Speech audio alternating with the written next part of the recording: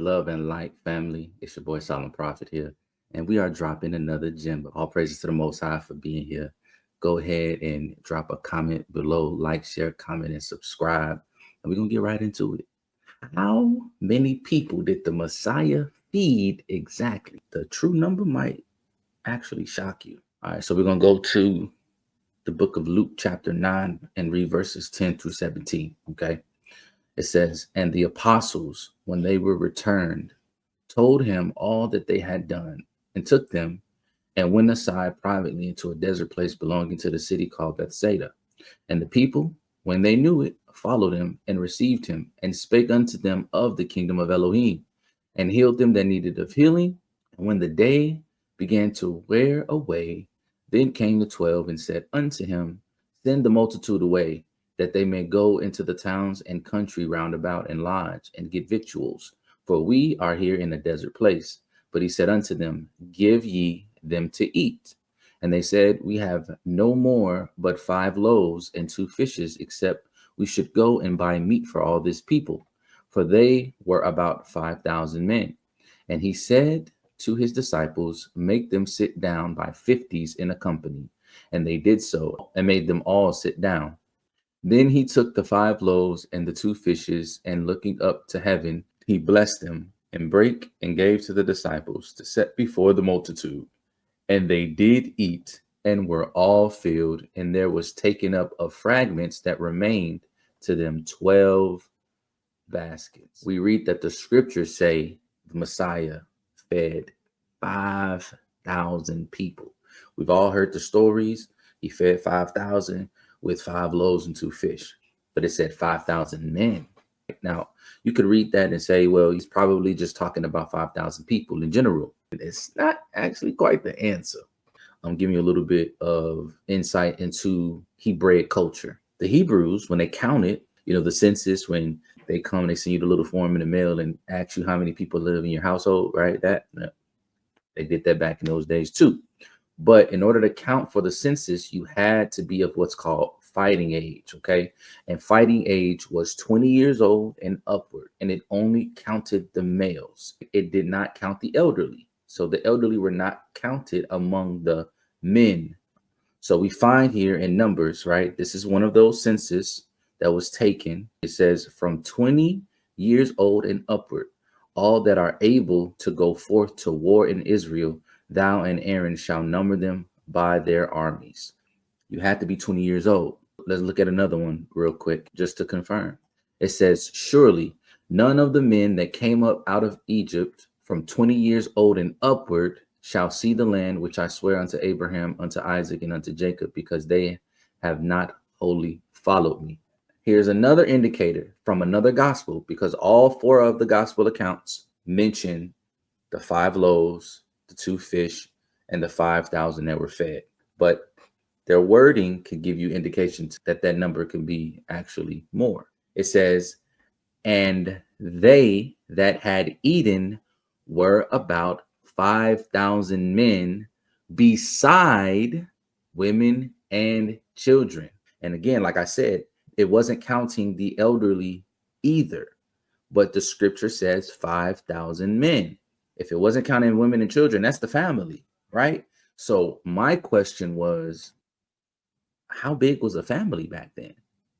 Definitely wasn't the size of an American family here. But when you look and see the average size of an ancient Hebrew family, an ancient Israelite family, or any agricultural society, you'll be surprised at how big it is. I basically just did a quick Google search. You can do the exact same thing. Do your own research. Don't take my word for it. So it says agricultural families in ancient Israel typically had a larger family size than urban or wealthier counterparts. While definitive statistics are scarce for this period, here's what we can gather from various sources. Extended family structure. The concept of family in biblical times often referred to an extended household, okay, encompassing not just parents and children, but also grandparents, aunts, uncles, cousins, and even servants and their families. Okay, and this is according to womeninthebible.net. These extended families, sometimes numbering in the tens of people, tens meaning 10, 20, 30, 40, 50, whatever, were vital for economic survival, especially in agricultural settings where labor was crucial. This is an important point that people forget.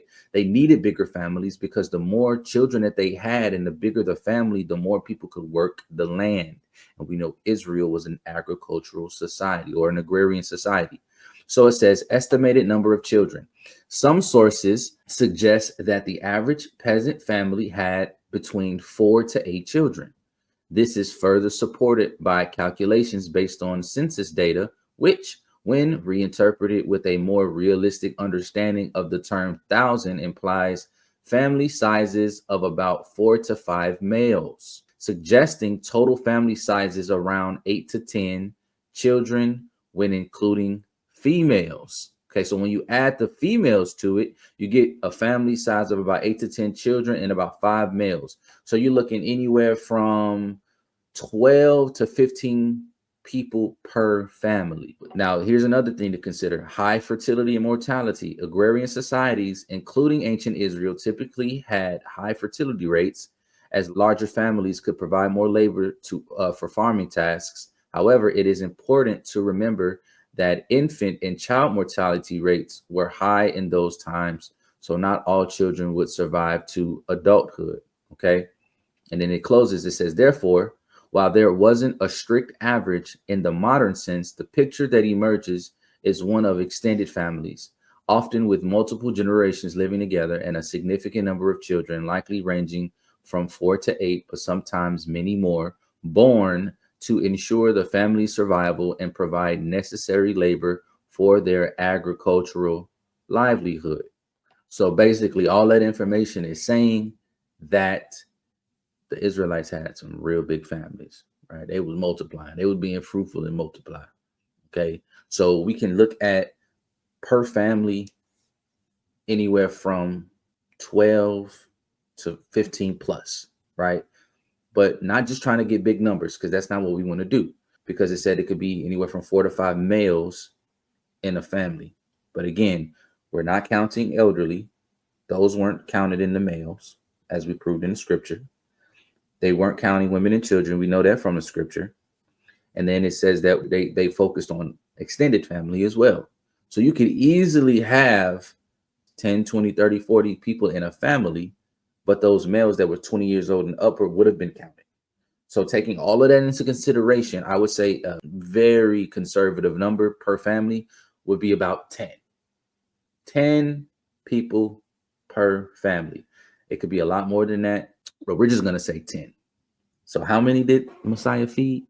Well, when you take 5,000 times the 10, you could say confidently that the Messiah fed at least about 50,000 people in total with 5 loaves and 2 fish. So when we go back and we remember the stories and maybe hearing it in church and Bible study and things like that, we were amazed that he took 5 loaves and 2 fish and fed 5,000 people.